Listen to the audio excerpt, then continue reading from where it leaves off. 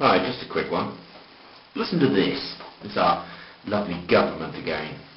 This is a document produced in May of this year, 2007, entitled Health Behaviour.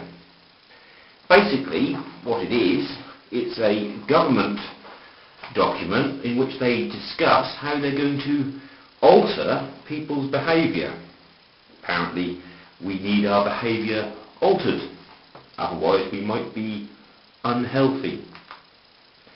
It's just typical of their self-righteous bloody attitude, which they think that we can't make decisions, therefore they have to guide us down the correct path.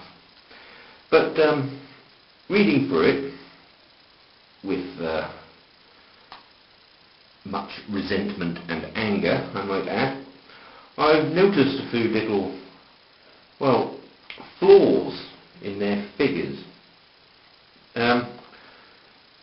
On this table here, for example, a little corner, we've got various priorities in health behaviour. Basically, it's a list of things they don't like and the harm they cause and what they hope to do about them. The first one, of course, is smoking. It says here, the impact on health. Smoking causes 1 in 4 cancer deaths in the UK. Ooh, very scary, very frightening, you know. Smoking is so bad for you that it causes 1 in 4 of all cancer deaths. Then you think, how did they get that figure? Well, it's quite obvious really. Every time someone gets cancer, they ask them, do you smoke? If the answer's yes, then tick in one box. If the answer's no, tick in the other. And of course, when they die, they have a nice collection of ticks, and they can say, well, 1 in 4 of those people smoked. Therefore, smoking obviously caused it. Really? Hang on a moment.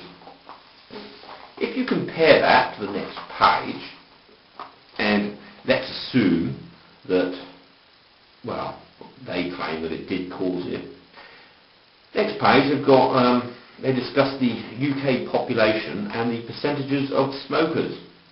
And I've highlighted it. 24% today, which is approximately 1 in 4. So, if 1 in 4 of all people smoke, and 1 in 4 of all people who die from cancer smoke, then isn't it logical to assume that smoking has no effect whatsoever? It seems, from their own figures, that we all have the same chance of dying of cancer. Unless, of course, people who smoke go to the shops more to buy them and they get run over by buses more.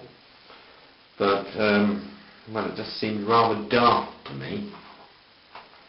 But there's other things in here that drew my attention. Look here.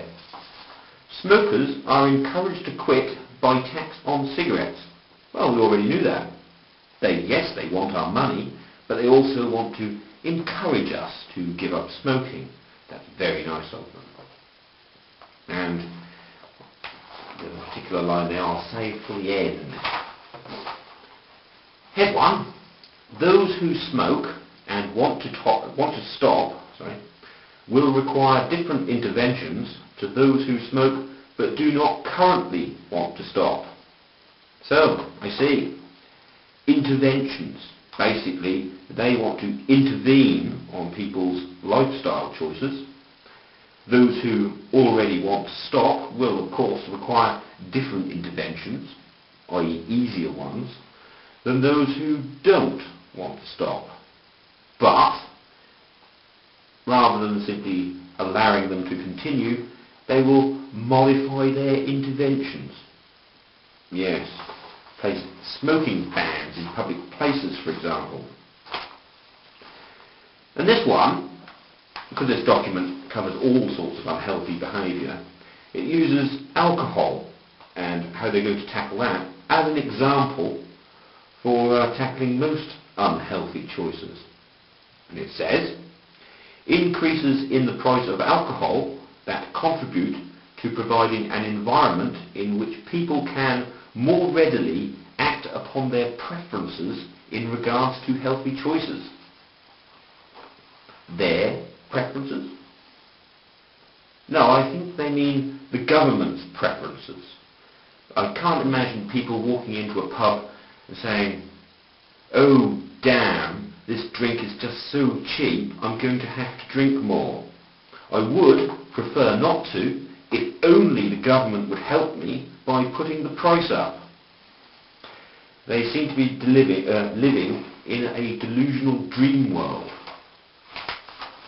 But, just to add a little final insult at the end of this, this of course is an insult from the government to us because we are so stupid that we don't know what we're doing.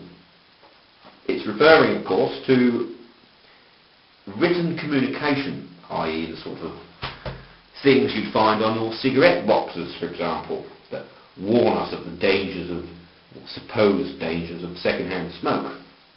These aren't working. People are reading these warnings and still smoking. Why?